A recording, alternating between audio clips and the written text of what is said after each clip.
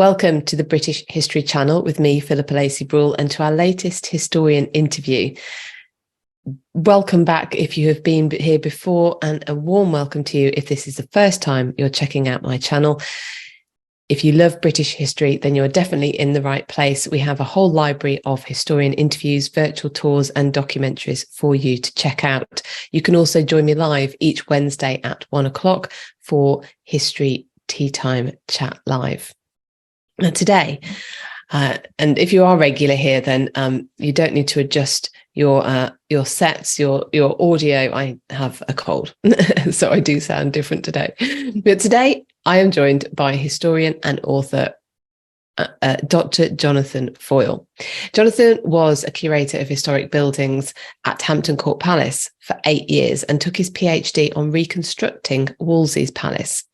Having headed a charity for 8 years, he is a frequent writer for the Financial Times on issues of architecture, history and craft, and a consultant on historic sites, and has produced 6 cathedral monographs. He has presented a number of television series, including BBC4's often repeated and well worth a watch, Henry VIII, Patron or Plunderer. His most profound interest is in the origins and meaning of the rich court culture of Henry VII, the meeting place between the Gothic and classic traditions at a pivotal point in the nation's history. Jonathan has also been a contributor to my tours over the past few years, speaking on the Anne Boleyn tour and on the On Progress with Anne Boleyn about Hampton Court Palace, and also, topic of today, the continuing discovery of Tudor artefacts. So if you're a member of my British History Patreon Club, you had a chance to submit your own questions for Jonathan, which I will put to him at the end of the main interview. That part will make up the extended, and patrons always get ad-free versions of these interviews. If you would like the chance to submit your questions for future guests, you can become a patron easily and cheaply at patreon.com/British History, to which you will also have a whole host of other history lover benefits coming your way, including being a member of our book club. You get early access to tour tickets, you get discounts on event tickets, an exclusive blog and exclusive behind the scenes content. But anyway, that's not what we're here for today. So let's get started and meet Jonathan.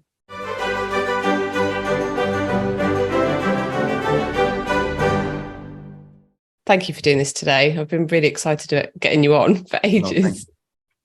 So I've given everyone a bit of a brief introduction to you, but would you mind in your own words just letting people know sort of who you are and what you do?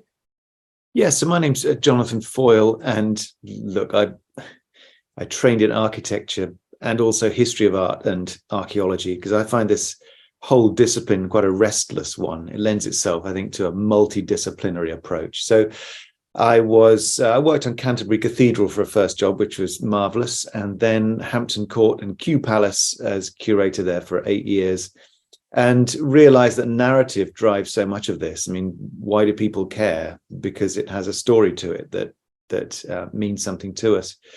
And so I went into writing and broadcasting for a number of years, written for the Financial Times, 6 monographs on cathedrals and numerous television programs, most lately Secrets of the Royal Palaces on Channel 5.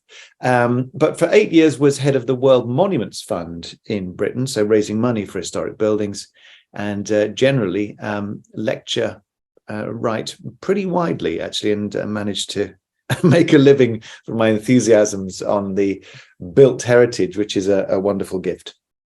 Yeah, I attended your online talk you did about Westminster not too long ago.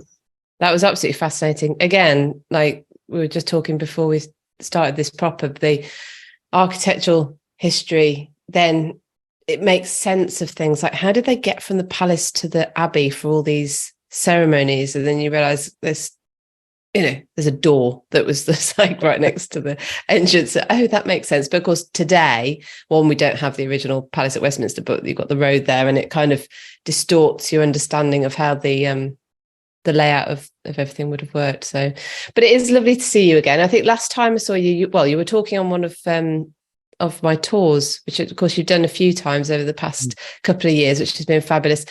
And you've spoken about Hampton Court Palace, but you've also spoken about the discovery of Tudor artifacts, which seems like it's something that is taking up more and more of your time. So I thought that would be quite an exciting thing to talk about today, because it also seems like something people could almost give a hand to, give a help with, if they're aware just how much stuff is out there and everything. Anyway, so I thought that'd be a great conversation we could have today. So should we start off with like when and how you got into finding these artifacts? Okay. So 20 years ago, I finished my PhD on reconstructing Wolsey's Hampton Court. And a lot of people go to Hampton Court, of course, expecting to see a palace of Henry VIII, which it was. It's just that he carved his palace out of what remained of Thomas Wolsey's, Archbishop and Cardinal. And Henry leaves the majority of the written description and the records of what happened at Hampton Court, as well as his associations. And it struck me then that Henry had pulled out a lot of Wolsey's palace. And I always was left with the question, what happened to it? You know, was it burned out of spite? What would be the point of that? Was some reused? Were some bits taken as trophies? But of course, you never expect to find anything of that period because it's half a millennium ago and the Civil War happened and the rest of it. So it was a wet Wednesday in 2012 when I had a phone call from someone who said, look, you're interested in Tudor buildings, aren't you? And environments. I said, I am. He said, well, I think I've got a Tudor bed.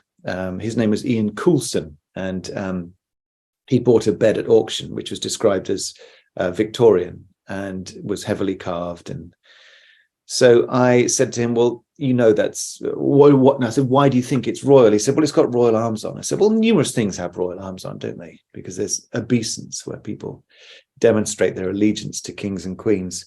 So he said, look, I've been dealing with furniture for 28 years at the time. And he said, it's the oldest thing I've seen. So if you ever want to come and look at it. I said, where do you live? He said, near Hadrian's Wall.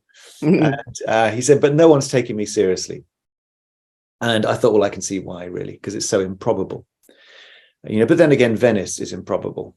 And it stayed in the back of my mind. So I was asked by the editor of the FT if I could write something for Valentine's Day 2013. And this thing bugged me. So I could justify the train fare at last. And so I went up there to have a look at it. And that really opened a portal for me, because I thought I could demonstrate through, if not archaeology, then art history, and then an understanding of the context, you know, spatial context of items within Tudor palaces. I thought, well, look, I'll quite quickly be able to demonstrate one way or another whether this thing he's got is right or wrong, and then at least we can, you know, literally put it to bed.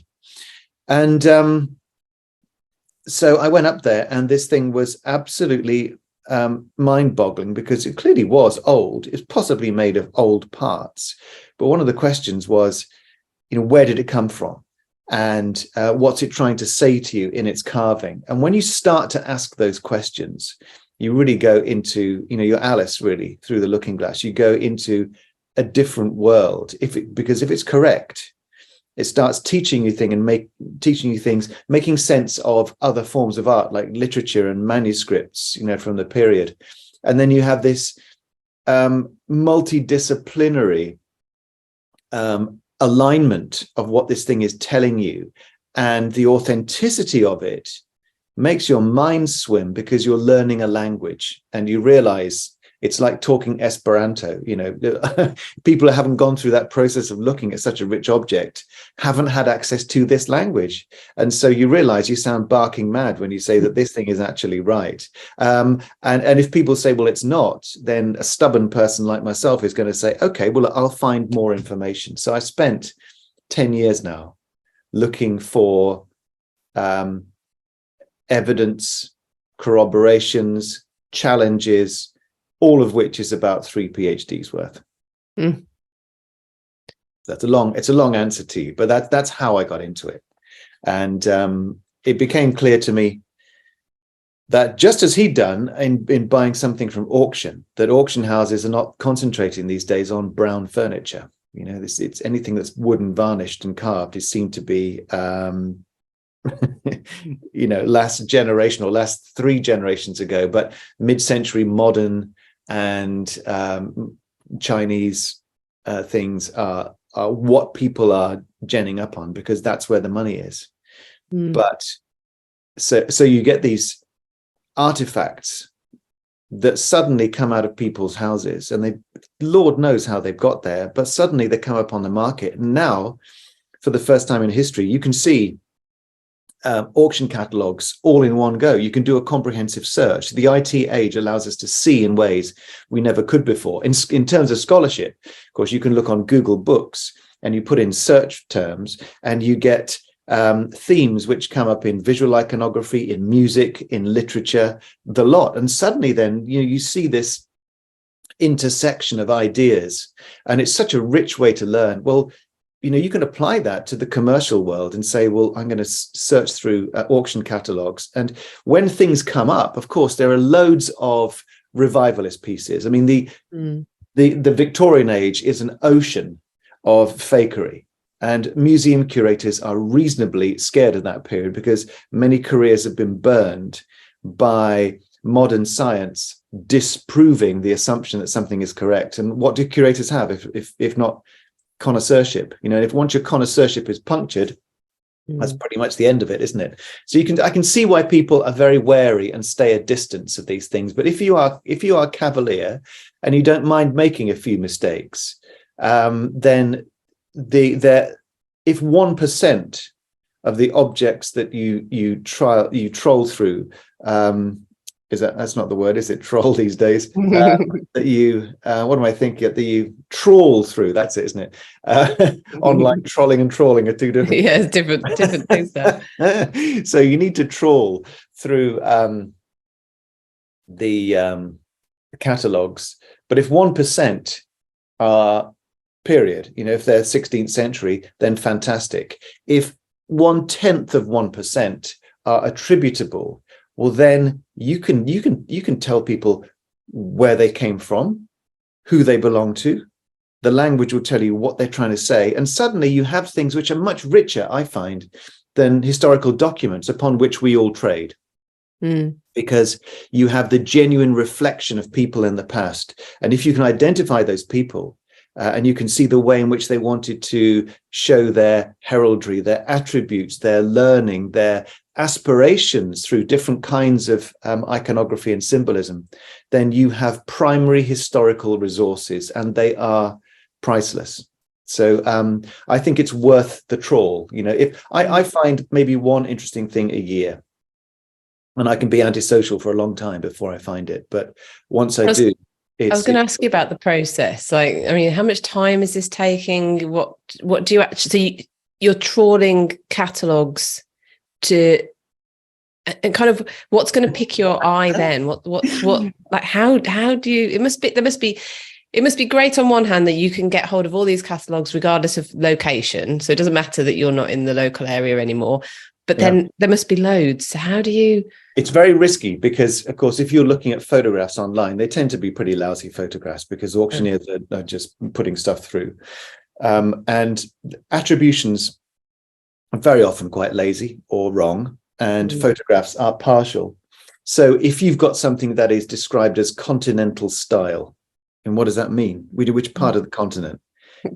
Does the style mean that they think it looks continental, or is it a deliberate evocation? Are they saying it's a revivalist piece? So you have to read into descriptions quite a lot.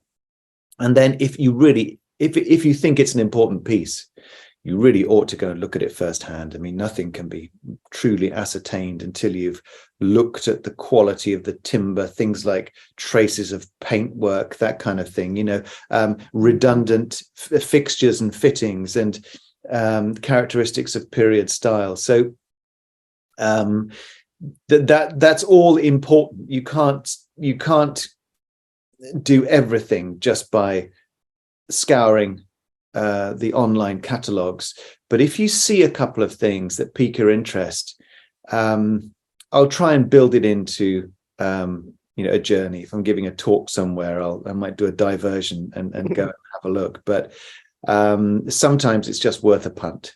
It is, because very often, if it's not correct, it'll have caught my eye because it's decorative and evocative of something. And if I've paid, let's say, £200 for something, then that's £10 more than someone who would have paid £190. So, the worst that can happen is you put it back in an auction somewhere else, and you tend to get back Right. your commission, what you paid for it. So that's the price of taking a punt on the whole. But so do you always go and see the items that you're actually going to bid on? I try to see them, but sometimes at the other end of the country. And so, I have bought things and had them mailed, and I've made a couple of mistakes, I don't mind saying. But you have to do that, in anything that's pushing the boundaries, whether it's business or scholarship or anything, you have to be prepared to make your mistakes and then correct them. But it's part of the learning process. So yeah, that's great. I would say actually that there is something of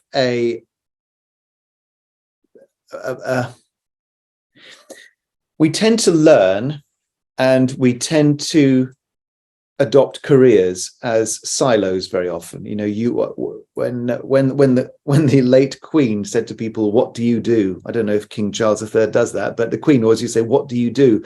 And you have to describe it in terms of your vocation. Generally, that's your worth in life, and your position is your vocation.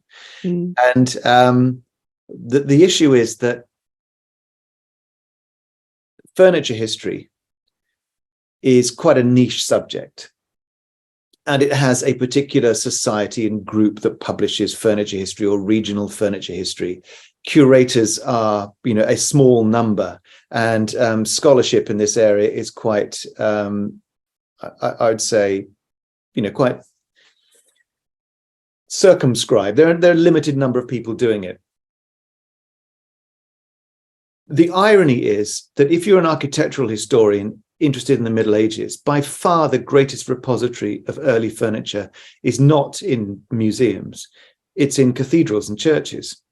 And it's that which gives you exposure both to typical modes of construction in medieval buildings, and also the character of different classes of medieval carving.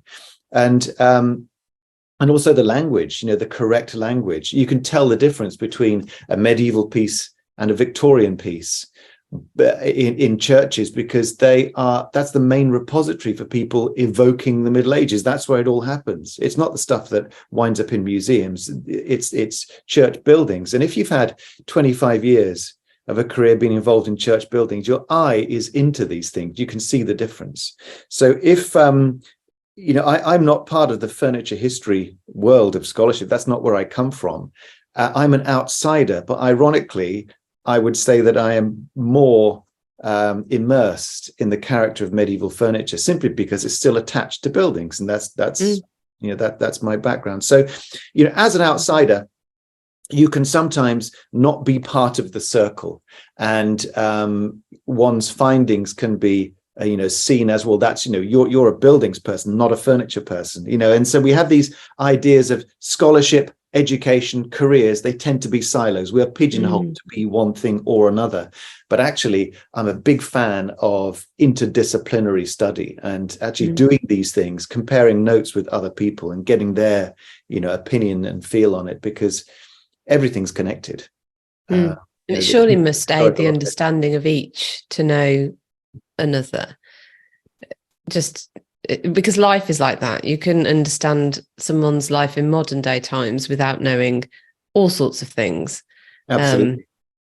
And there's a really good example of how this plays out. I was asked by Sarah Morris to have a look at a church in Bedfordshire, which is called St Leonard's Old Warden, and was writing a book with Natalie Gruninger on what's left of Henry VIII's wives. And the St Leonard's and Old Warden, legend had it, contained some panels put in the church in 1841 by Lord Ongley, And that period, 1841, it's in the white heat of Walter Scott enthusiasm, you know, where from the 1820s on, people are building the houses of their ancestors and filling churches with the bric-a-brac generally that comes from the French Napoleonic Wars, when the abbeys in France are dismantled and houses are ransacked, and there's all kinds of stuff that comes through the auction houses in London that feeds that antiquarian zeal in England. So it's a really rich period for Victorians getting hold of stuff and stuffing it into their houses. The big question then is, did they get hold of early material, or did they generally have replica medieval carvings and so on? And you have to be able to tell the difference. So I went to Old Warden Church to look at this particular ensemble of material that was renowned as coming from France and Netherlands and as well as England. And there were some panels which were associated with Anne of Cleves and her chapel in Bruges, according to one local historian, to which Pevsner correctly said, what's she got to do with Bruges?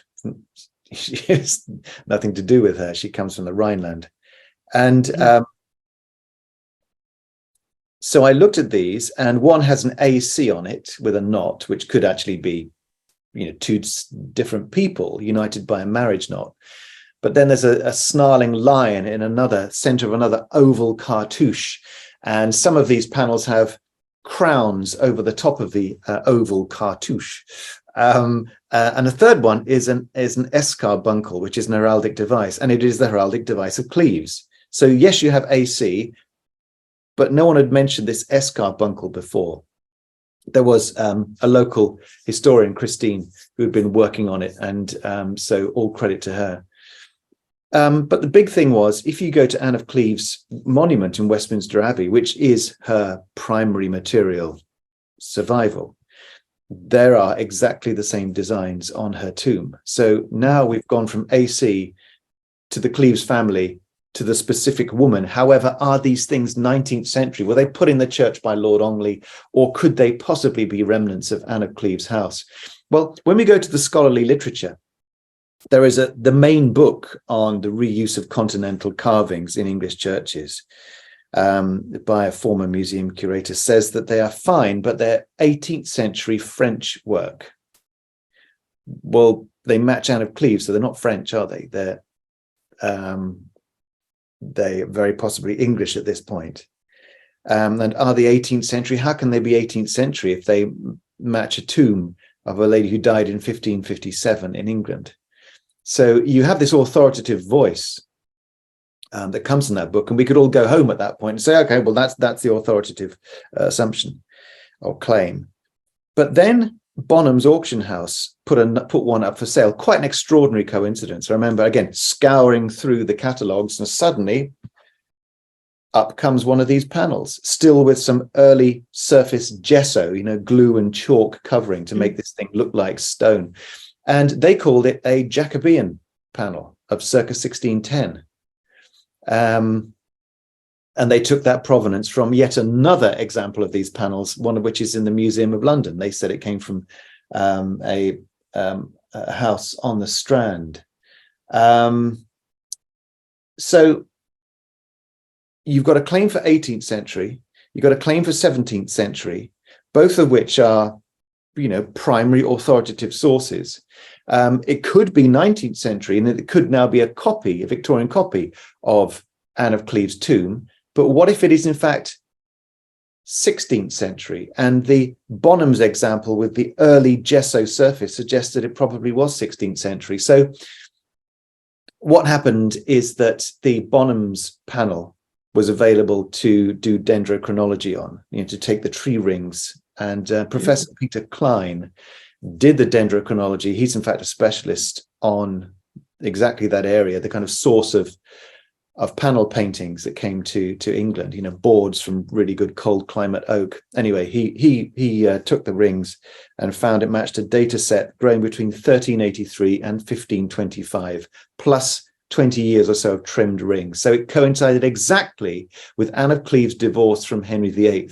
And so we can say, through some common details throughout this entire series, that all of them came from a very rich interior of Anne of Cleves herself, not in Bruges, but probably Bletchingley in Surrey, possibly Hever, one of those houses given to her by Henry VIII. And suddenly these things, you realize, are either lost in plain sight in a parish church, completely unacknowledged by the Victorian who bought them, erroneously interpreted by a scholarly source, erroneously interpreted by the auction houses. And that is the gap that we have to occupy and inhabit and say, where are the discrepancies? Where are the misunderstandings? How can we find the evidence to actually start to understand things which can be floating around, lost in plain sight, misattributed? And that's where the magic is really being annoying enough to say, you might be wrong, and a lot of authorities don't like that, but I was going to ask you if you've had resistance, because this does happen. If you are I know a few historians who found sort of things more recently, and the resistance that comes back straight away is quite staggering, actually. As someone neutral to the pursuit, I think, well, why wouldn't you be interested in new information? But have you come across resistance then when you've? I found a lot of resistance in the form of just not responding. Right. Not responding. I mean, I think with something that's very clearly demonstrable, like that panel, it is now in Hever Castle and is properly interpreted, and that's the great delight to me, is that hundreds of thousands of people can see the typical level of quality and messaging in an interior of Henry VIII's fourth queen. What happened to her after she was a queen? She reverted to the language of her ducal title, and used the ducal crown and the Cleves heraldry, not the heraldry of England. And all that is fascinating and primary and really important. And what I really love to have happened is for the furniture world, the curating world, to just write a note and say, gosh, this is fascinating. Would you like to write up a paper in our journal or something, and get involved, really. But there's a silence, a wall of silence. And I don't know why that is particularly, except it's either disinterest or a feeling that what's in it for them. I don't know. It must be some human impulse behind it. But there are numerous discoveries that I've made of items which I have written up reports on and sent because something should happen to them. There is, I guess, an inherent issue in that if you buy something, and this is where they come up, is on commercial markets, and so you have to buy it. And therefore, if you are telling people about something that you've bought, it is, I suppose, a commercial item, and you become a salesperson. And people say, well, you would say that, because they're assuming that it's my retirement plan. But the greatest reward is to put things into museums where they belong. I've done this for French textiles, for example, researched them. I found part of the bed valance of the courtier who married Louis XIV. And his house was demolished, or his castle, his chateau, near south of Bordeaux, near Biarritz. His name was Antoine du Gramont III, and the marriage of Louis XIV on the Isle of Pheasants between France and Spain in 1640, he organized that. And so it's just at the time when Versailles is about to emerge. I mean, it's really fascinating. He was educated by Cardinal Richelieu, and you can see this Catholic imagery in rich silks, and it's only about a meter long section, but it has his heraldry and stump work in the middle. And I bought that from an antique dealer in the Netherlands, and it's very clear that it's what it is. It was unattributed. So I've sold it to the museum in France closest to where he belongs. And I'm just delighted when that happens, because it's making use and value out of things which otherwise would just be bric-a-brac. and instead they're things of real cultural importance. So in the UK, when I've found things, and I've got an MA and a PhD behind me, and I'm really happy to admit mistakes. That's fantastic. So what I would like is either interest or feedback. I want counter evidence. If I'm not right, show me why I'm not, and I'll absolutely accept that. But instead, you get this wall of silence and suspicion, because I guess the antiques trade is full of it. I mean, gosh, the things I've seen being sold by antique dealers, it gives secondhand car dealers, they look like saints by comparison. I mean, there's so many dubious claims. I can partly, understand it, but our historic properties have a few items. If we're lucky, like the Hall of Hampton Court, you have a few items being displayed where they were intended to be displayed, but 99% of the historic items which were once on display in places like Hampton Court have gone. And so to put them back on display is an imperative, I'd have thought, and to understand the things that were missing and swimming around. Again, you want some engagement, you want some feedback, but I found a kind of blank response most of the time.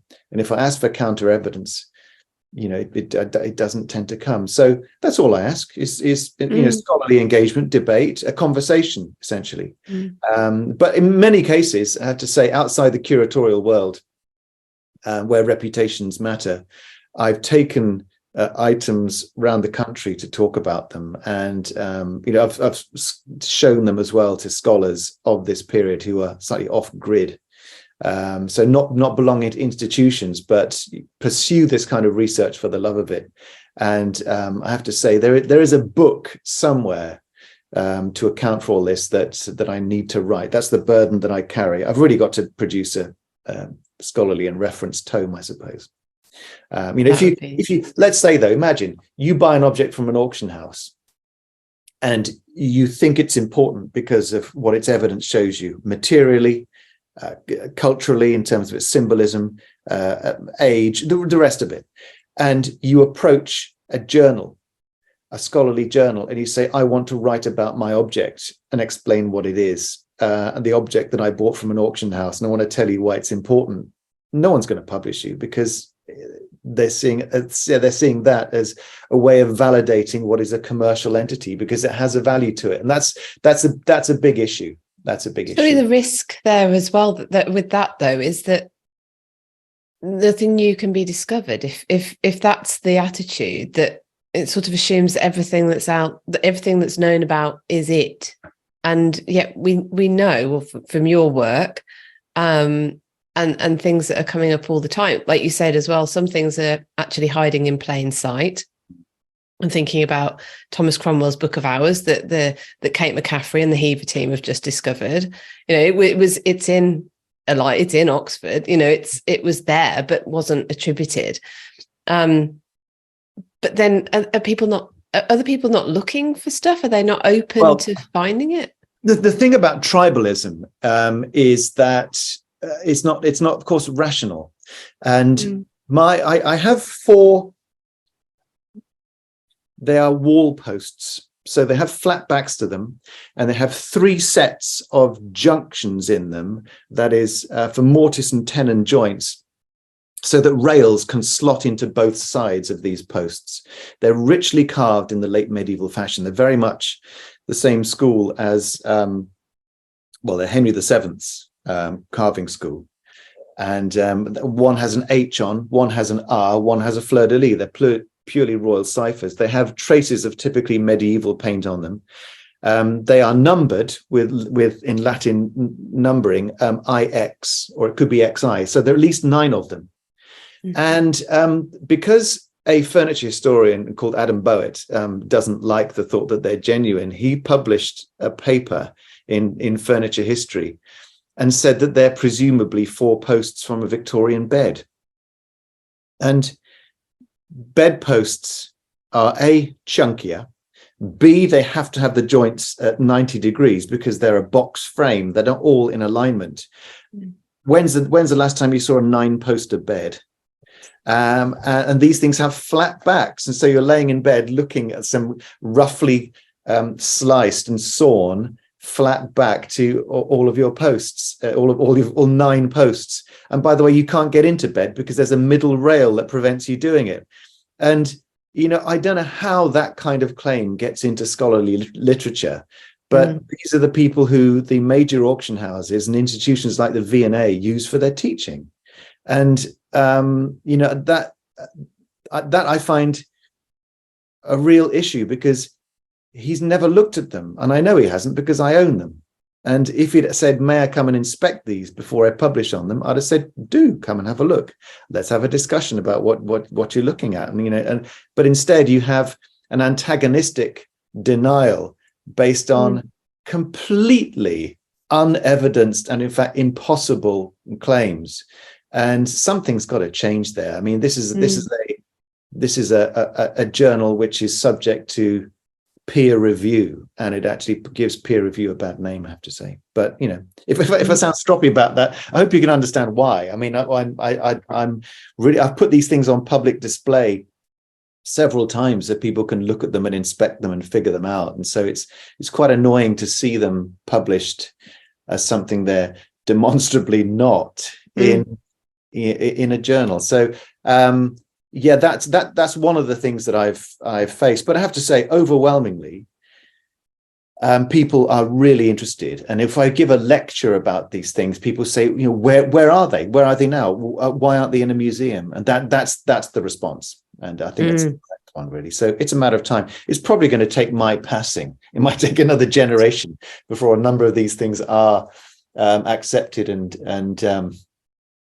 studied. But I have to say, I mean, the thing that got me into this bed, which is still owned by Ian Coulson, I said to him within about 4 or 5 months of studying it and trying to find problems with it, and in fact learning from it constantly, I said, I think you could get 20 PhDs out of this one object, because every aspect of it, heraldry, material, the decoration and color, the context in the painted chamber in Westminster, which it matches, any one of those things could spur learning. So to me, the longer you have this brick wall put up for new discoveries, then the longer it is that you deny the pursuit of scholarship. There are things, of course, which are readily accepted, including the tapestry of Henry VIII in Spain, and the pendant, the gold pendant recently found by a metal detector, that went through samples and trials. But these things each have their own methodologies. One of the issues actually that's blighted the Henry VII bed is that there have been 2 approaches to dendrochronology. And the first one in 2013 claimed that the oak in that bed came from Massachusetts, New York area, felled after 1753, I think it was. And so that's of course, absolute death, isn't it? To any claim that it's Tudor if the oak belongs to sometime after the 1750s. And then you think about the trimmed rings, like the Anne of Cleves panels. You have to add about at least 20 years of trimmed soft wood, and so you end up in the Robert Adam period. And of course, it makes no sense of it as a cultural item. What I quickly knew is that if it were to go to another dendrochronologist as a blind testing, you could not replicate that result, because I thought it was statistical coincidence. And we found several dendrochronologists who either refused to do it because they didn't want to contradict a peer. We found one person, though, long experience, worked for English Heritage and many other organizations. And it was this was 2016. 3 years or 4 years after the first sample had been done. And he did indeed come back with an entirely different finding. And he said that what he'd identified is that there are signals of disruption within the growth of the tree every 4 years, which are symptomatic of a particular beetle in Middle Europe called a cockchafer beetle. And we've only understood this since 2015. So the thing is, you have a result of 2011, which claims 18th century, and everyone says, no, can't be right because the science says it's wrong. And then in 2015, people realized that this signal exists. And then this signal of disturbed growth is what's picked up in 2016. That second scientist says, well, there cannot be any regular pattern by which to date this because of the disturbance.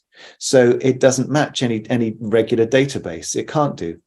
And so you have two scientists in one discipline saying different things and actually sowing doubt about the object through what's an impossible claim for the first analysis has created all kinds of chaos in the acceptance of that object. I mean, the thing is, I've had feedback on the grapevine of, oh, you're just doing more tests until you get the answer you want. But so does that mean then that dendrochronology will give me a random array of answers until I can choose one? Or is it not replicable as any science should be, so that its findings will never be anything but correct and consistent? So, I mean, I don't know. I don't understand the logic of that. But what I can say is that, as Karl Popper said in the 1950s, science doesn't just need to be consistent within its own discipline, but scientific disciplines must exist within a firmament of approaches which are all cross-checked and say the same thing. If you want a solid result, you need things to align. And so it's an odd thing, but you find yourself as a client where you take on, you commission numerous scientific disciplines, you end up with the problem of science that's not able to replicate its own results. And if you say to a scientist, your results are wrong, I mean, God, hell hath no fury, but you're the only person who's going to work that out, because you're the only person that's doing the cross-checking. It's not the scientists themselves. That person doesn't seem to realize what they're saying there is they're discrediting the whole of dendrochronology, if that's but just by saying that, or you're just waiting for the result. But also that science is an ever questioning discipline by its original definition. And so it should always be open to being, like the thing about the beetle, well, that's new information. You can even take that on the chin and say, well, we didn't know that when I did the dendrochronology in 2013. So this is new information. So, I've changed my mind. That's how science is supposed to work. I think that should be how any discipline works. Absolutely right. And of course, as more information is known, sometimes you find where the problems are, and one has to be open-minded about that. So, for example, English Heritage commissioned dendrochronology on Belsey Hall or Belsey Castle in Northumberland. And what they found in that analysis is that there were two data sets which both provided acceptably strong results as to be conclusive in normal terms. So one data set came up with 15th century, and the second data set came up with late 16th century. They were 150 years apart. One was the north of England, the other one was the south. And because they knew where the building was, they decided it must be the 15th century north of England data set, not the south of England 16th century one, although the latter, the wrong one by a century and a half, was the stronger result. And so you find a discipline that has to, through understanding the logic of that object, being a building rooted in that place, they are able to disregard their own strongest scientific result because it was impossible. And yet, if you're talking about furniture, which floats around, and people don't know, where it's rooted or based, and don't have that sense of logic and geographical identity to it, then where do you go? How do you double check? How do you get rid of false positives within a scientific analysis? And the answer is you're left to deal with that yourself. So when you're looking at an item, you're looking at lots of different layers of evidence. Clearly, there's not like one thing that's going to say, "Oh, this is definitely this, that, or the other." It's all part of a puzzle to put together to identify it as far as you're able.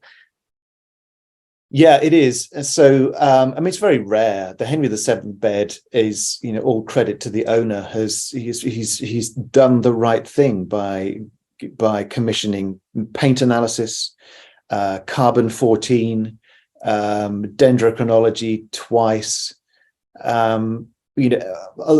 just many approaches to material analysis. I probably should say a little bit more about that bed, actually, and I'll put a link under this when this goes out to your video about that's on YouTube about the bed. But this is this is Henry VII and Elizabeth of York's marriage bed, isn't it? Yeah, I would have thought that was a bonkers claim. This is the thing I went up on the train to have a look at in 2013. And it was at the time the owner just said, "I think it's a royal bed of sorts." He thought it was made for Henry VII when he visited Lancashire in 1495. I think it was taken up there in 1495, along with the wainscot, the wall posts which match it and also have HR on. And I think it was a suite which was made in 1485 for Westminster. And Henry disassembled it and took it up to Latham House, where his mother, Margaret Beaufort, and his stepfather, Thomas Stanley, had a fortified residence. Much of it was built straight after Bosworth, because in fact it was Thomas Stanley's troops that marched down from Latham, from Lancashire, into Leicestershire in 1485 that put Henry on the throne in the first place. So in 1495, the problem didn't end, of course, because Perkin Warbeck was still kicking up a stink, and ships were moored off the Kent coast, threatening London. So I think what we're looking at with the bed and related objects, and there are numerous other related objects, is the preparation of a royal retreat in 1495 if London were to fall to Warbeck's troops. And so he would fall back with his troops to amalgamate with Thomas Stanley's, so they had a massive force in the northwest and could then drive back and retake the southeast. And in order to do that, he needed to create within Latham a court, a royal environment. And in the 16th century, Latham was called the Northern Court. And it was renowned for being able to accommodate kings in poetry in the early 16th century. So, and what we find is a related series of objects available to study relatively close to Latham, but it's near Rochdale. So for the early antiquarians in Lancashire, this was the resource, which they had no idea came out of Westminster, but that's what my research has identified. And that's essentially what the story that the YouTube film explains. There have been a couple of other researchers that have published their own belief that Elizabeth I gave this bed to Nicholas Mosley, but that's because they hadn't read the transcript of the will properly. And they went on the basis of a Victorian an amateur writer who inserted that the bed was the Queen's gift, and there's no basis for that at all. Sadly, a book has been published with that as the provenance. But to go back to Henry and Latham, that's what these objects are doing there. And of course, such a thing that Henry did, it was covert. It doesn't form part of the records. It's a piece of it's a military operation, essentially, quite secretive. And it's also something that would show Henry's weakness or concern over a weakness, which he would never have wanted. Yeah. known through, or at the time or through the ages. Yeah, but he's very canny, and his mother, of course, put him on the throne essentially. So for his mother's house to have been built as a fallback position, as an insurance policy for her son being on the throne, with actually a dodgy claim, which everybody knew, it was he had to wait till Buckingham was dead in order to start to think, oh my gosh, I could be in the running here. So it really makes sense when you think about it. The bed matches absolutely the mural in the Painted Chamber in Westminster, where we know the marriage bed was in 1485. But it's a lot of evidence that is pieced together to build up this picture. And just back to your point about the multidisciplinary, you need to know your architecture and the I love it, the iconography, kind of the language of that, and then the history of what was happening at the time that this bed was supposed to be made, used, or whatever.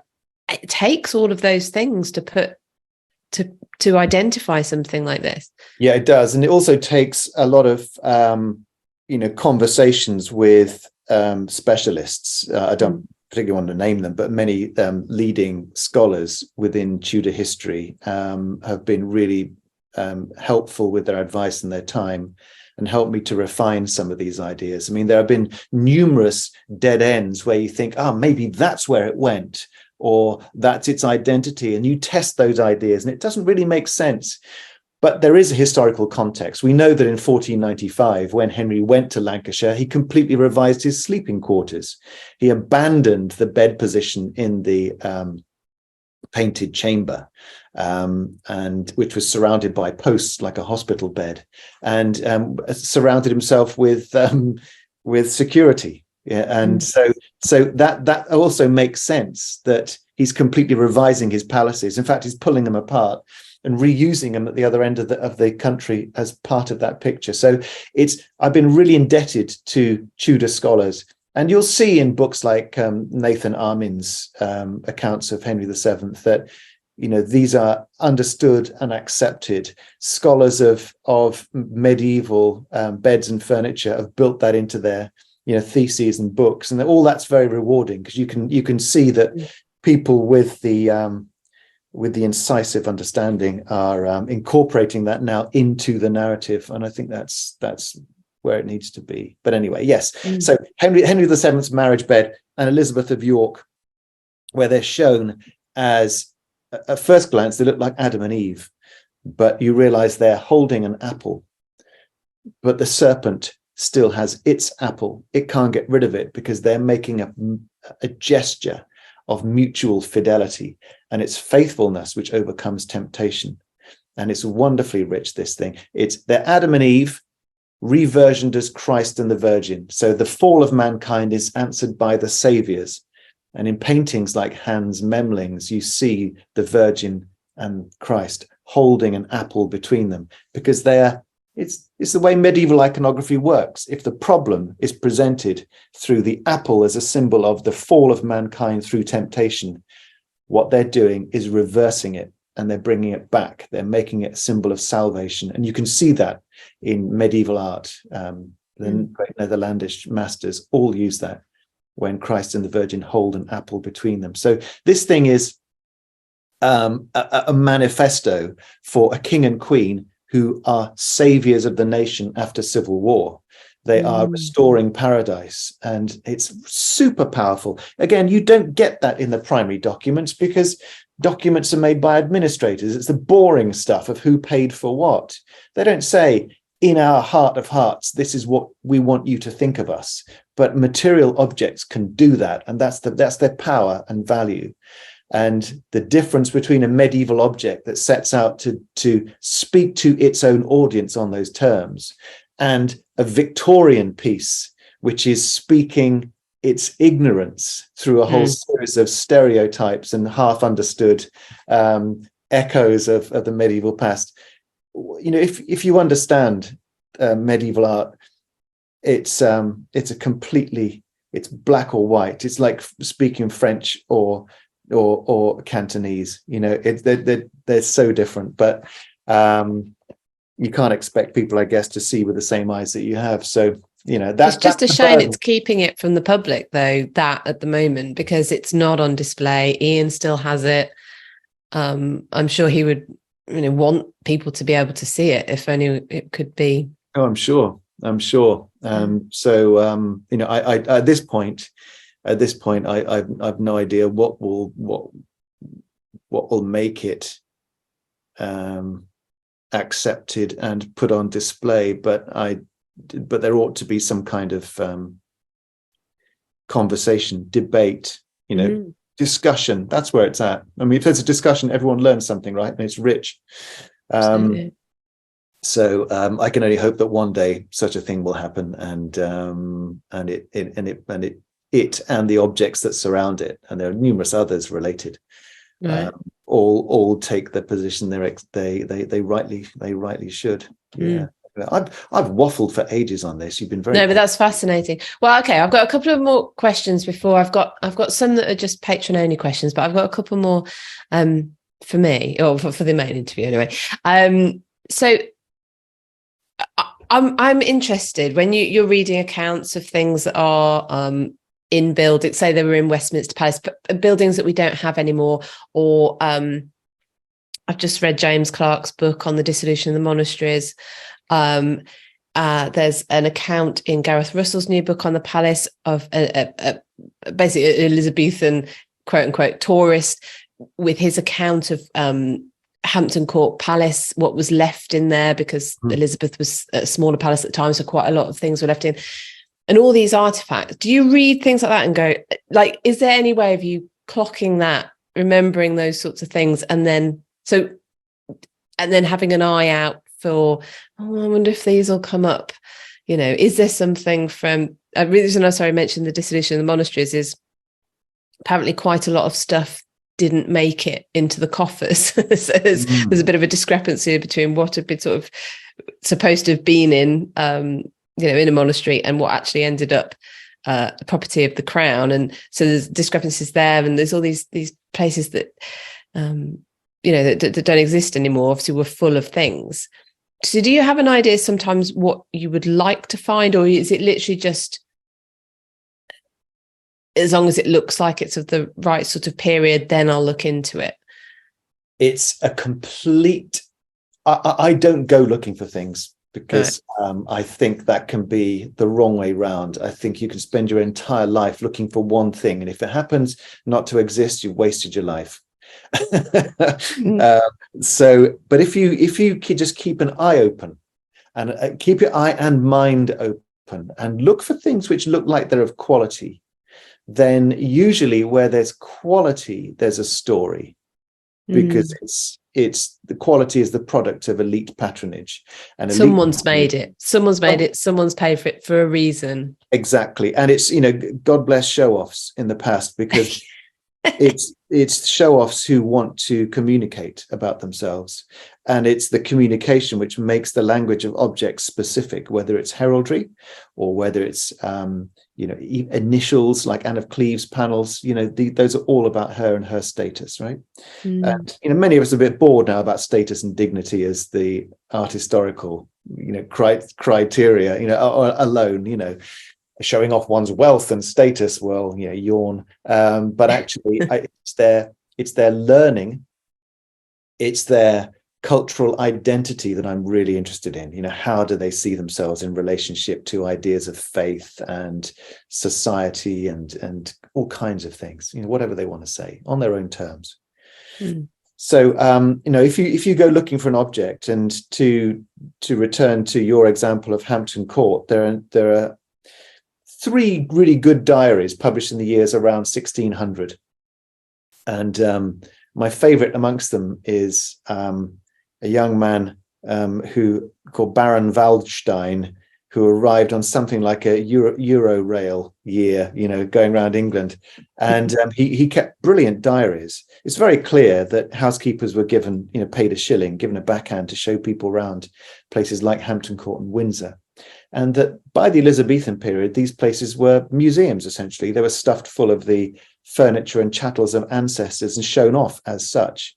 But you only get very vague descriptions about things. At Hampton Court, for example, there were numerous pieces which were embroidered with pearls, which was Elizabeth I's favourite material. But how would you know an Elizabethan cushion with pearls?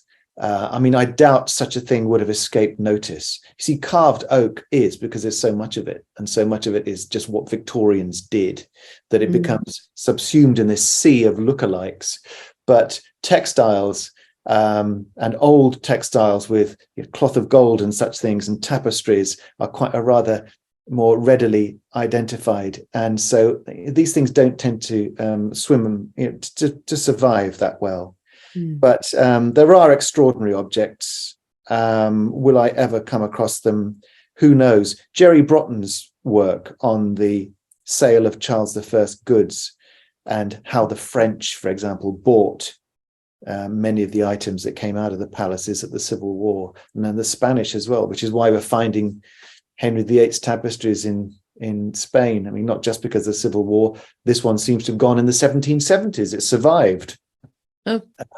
Went from Windsor in the 1770s. So there's all kinds of random ways in which things might escape. That if you decide that one thing seems interesting and you go after it, that, I mean, look, you're facing all kinds of problems like house fires. Yeah. So much stuff went in house fires. Like, even if you're a documentary historian, you realize how partial are the survivals of documentary histories, because so much is just gone. So no, if you look for an object, you're doing it with an enormous handicap. If you keep an open mind, it's like trawling with a net. Sooner or later, some fish will come along. You may not know what species it is, but then that's your job, is to figure out what it is. And so do you only focus on furniture mainly, or, have you sort of got your eye, I don't know, in case something does come up? I just think, like you say, things go to other countries for some reason, or maybe someone finds something that they don't know the significance of and need to make some cash, so that might come up. But is it furniture mainly, or will you take a look at furniture and just furniture and carved items, I would say. Sometimes textiles, tapestries, fragments of, they're super interesting.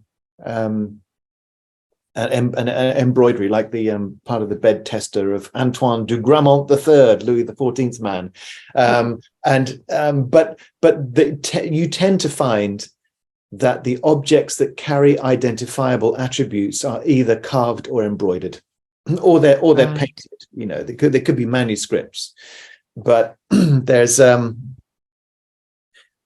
don't know much about how to date manuscripts, and that's a specialism in itself. So I don't tend to strain it. I'll admire them, and I will study what are in libraries for their own value, but I don't go out looking for manuscripts and books of hours and think, gosh, I'd be lucky to pick up a book of hours. So I leave that to the specialists. I could probably make some very expensive mistakes there. Yes, quite. Okay, well, I've got a few questions from patrons, but before we do those, do you want to tell people where they can find you, or what you're working on at the moment? I think you do Twitter. Yeah, I do Twitter. So yeah, if you look for Jonathan Foyle or Dr. Jonathan Foyle on Twitter, then you can get in touch that way. But I talk quite widely. I talk for groups like the Arts Society and history groups. Well, at the moment, I'm working 4 days a week for Bath and Wells, the diocese, on church buildings, because that's my natural territory. But I've written 6 monographs on cathedrals, which are like the 10,000-foot view with a big cultural context and the massive buildings. But I'm really concerned for churches, and they're going through some hard times as congregations dwindle, and plans have to be found for how they can be useful in the future in numerous, often new ways. How do they try and approach net zero, which the Church of England want them to achieve? So I'm doing 4 days a week as a church buildings advisor and helping people to plan those kinds of projects and think about how to use their churches and conservation issues and maintenance, the rest of it. And it's fascinating. I'm really enjoying it. Other than that, I'm giving lectures. I gave one at Cambridge Uni this week, and in sometimes things like interpretation films. I've just presented the Ely Cathedral multimedia guide, and enjoy doing that kind of work, and bits of telly. So there's series 4 of Secrets of the Palace is coming up. So if it's not communicating with lectures or televisions, it's helping people in churches to look at what they've got and plan how to use it. That's very rewarding. Fantastic. Sounds great. Well, I can thoroughly recommend, if you've got any online lectures, that people attend those, because they're fascinating as well. So it's great that you do that, because it means people can have access to you, which is great. Thank you for that. Thank you. Well, it's a great pleasure, and I must do more. You've reminded me now, so that's a good prompt. That's a dig in my side there.